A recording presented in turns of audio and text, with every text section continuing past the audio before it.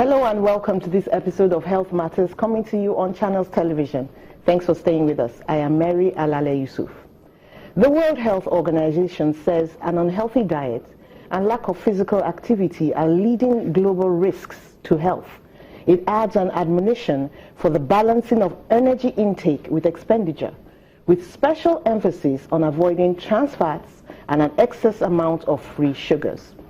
Also top among the concerns of the Apex Health body is the rising incidence of childhood obesity, which it says can be curbed by starting healthy dietary practices early in life. My guest on the show today is Opeoluwa Aremu-Bukola. Mrs. Aremu-Bukola is a nutritionist and a pharmacist and the CEO of Ola Herbs and Greens Resources Limited in Lagos. You are welcome to the show. Thank you for having me. Let's start with these trans fats and free sugars.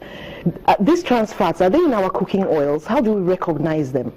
Okay, trans fats are actually made using vegetable oils. What they actually do is try to solidify them using like hydrogenation and using some chemicals as catalysts. So when they do that, it's not natural. And the trans fats, when you consume them, do a lot of damage to your heart and to your body. So it's not a natural oil. It's forced to solidify. So when you use it, it actually causes free radicals formed into your body. Are they in the oils we buy in the markets on these unmarked containers? Those ones they say sleep, you know, they become solid and then you have to warm them up before you pour them out. Trans fats are more solid. They've been forced to become solid. Okay. So the vegetable oils you see are not trans fats, but they can be converted to trans fats through unnatural means and through other, unnatural means, and using some chemicals that are not so good for your body. Okay. And they can clog your arteries. How about the free sugars? What are those? Sugars, sugar is what you get from, it's a carbohydrate. It's part of the carbohydrate group. So sugars are, you can have the simple sugars or the complex sugars. And the most common sugar we know is the table sugar, and that is sucrose. And that is actually a combination of fructose and glucose. Please don't forget that glucose is the one that every time you eat carbohydrates, your body transforms it into glucose in your body, and that's what your cells need to survive. Okay. But too much of that in your body is what leads to a number of other conditions. If you have too much glucose in your body, it gets stored. When you have the body transforms into glycogen and then into your liver. But when you have too much in your body, the liver now stores it as fat. And that's where you start having health problems also. Now, the fructose is the worst one. And that's when you get in fruits. In fruits? Yes. And it's the worst one? If you have too much of it. Okay. So the combination of fructose and glucose is what you have in your sucrose. And so too much consumption of it does you damage. Fructose, though it's in the fruits, and I wish people understand this, is still harmful if you consume too much. So we ought to take our fruits in portions? In portions.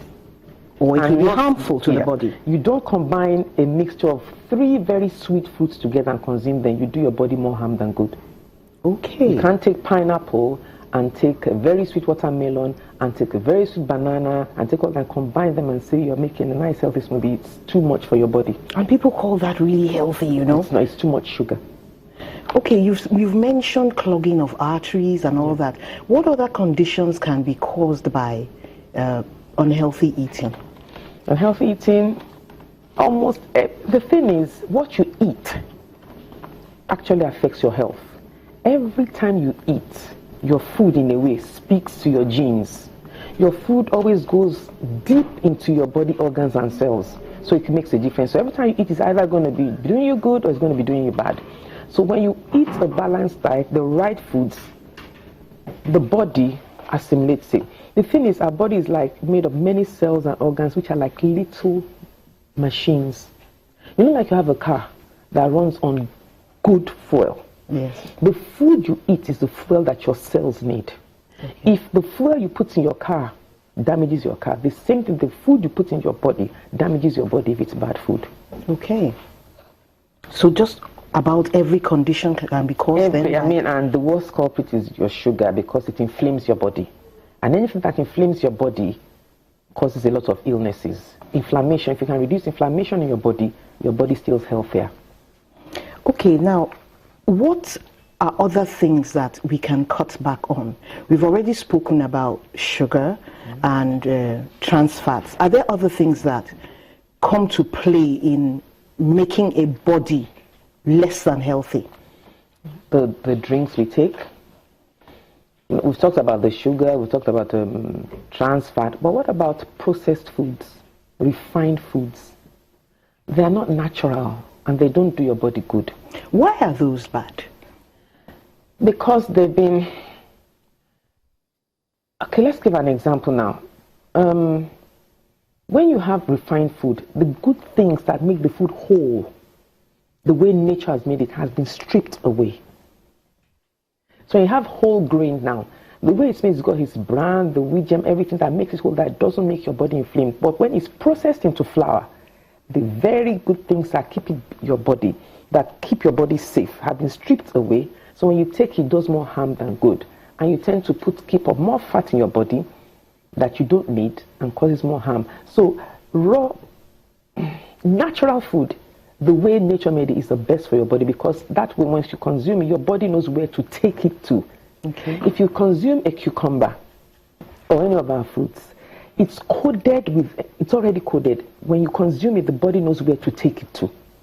But when you take refined foods and processed foods, it's got so many things that the body can't cope with.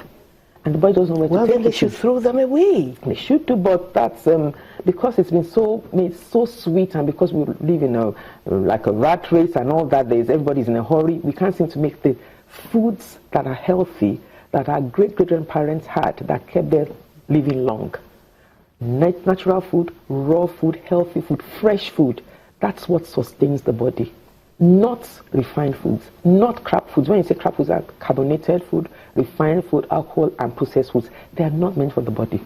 I know that two things are in processed foods to keep them good for as long as possible. Let them have a long shelf life. Those are preservatives and salt. Are those also bad for the body? Food is supposed to go off. Food is not supposed to stay forever. Food that is good needs to go off after a few days. Okay. When you put preservatives, the preservatives that are being used, a lot of them are carcinogenic. A lot of them do a lot of harm to the body. I mean, I did a course as a detox specialist, and I was shocked at what I learned, that the things that they put in our food that we are not aware of.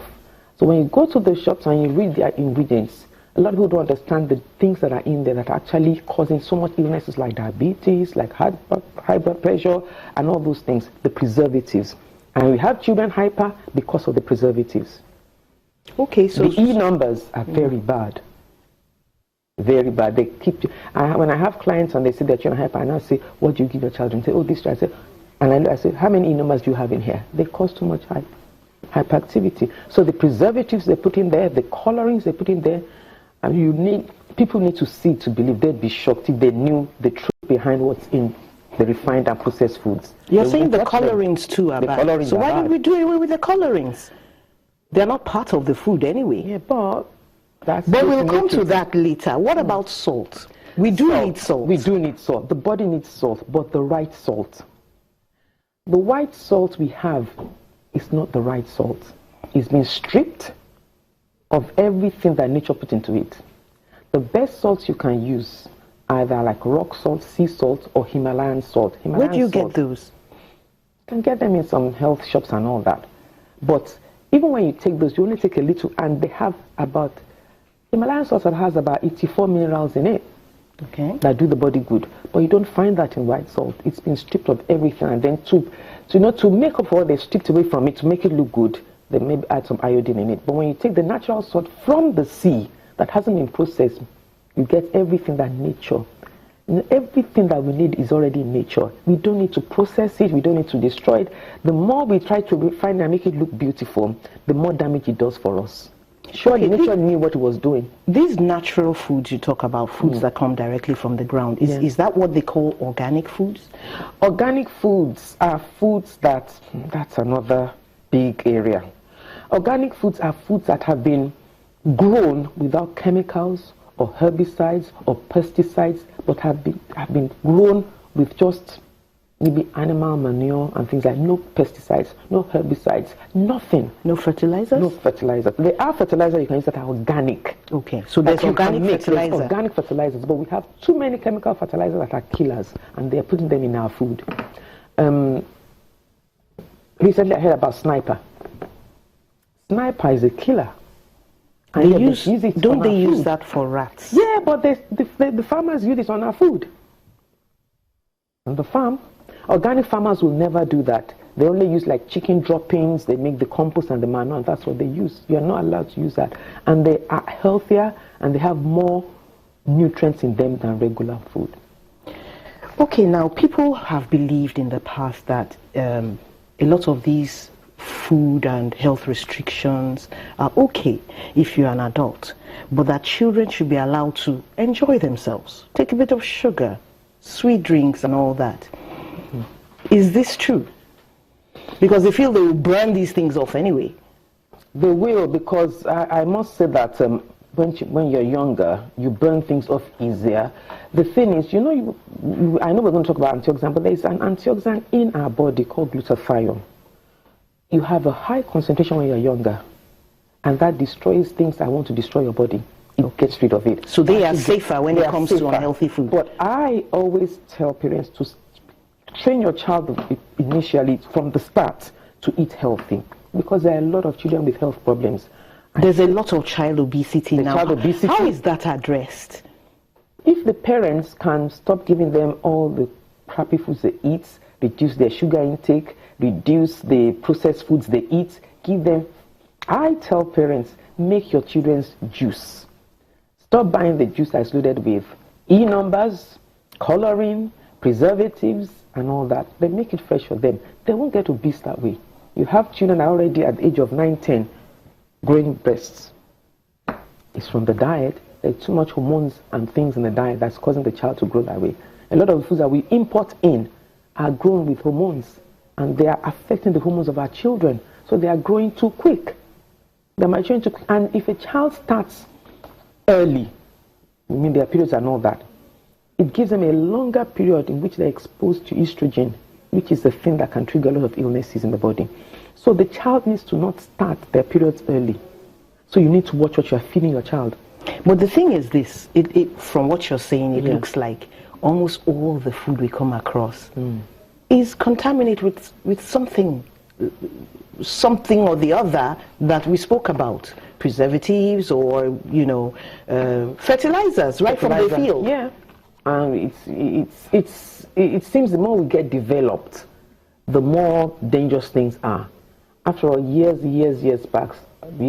ago, our great-grandparents had fresh food. They didn't have the illnesses we have today. But they do have the argument that if you do not use these modern methods, modern fertilizers, GMO methods, that you will not have the kind of yield that is needed for the world population today. That has to be addressed. That's not true. We already have, abroad and even in Nigeria, a lot of organic farmers, and they're having a good, fantastic yield.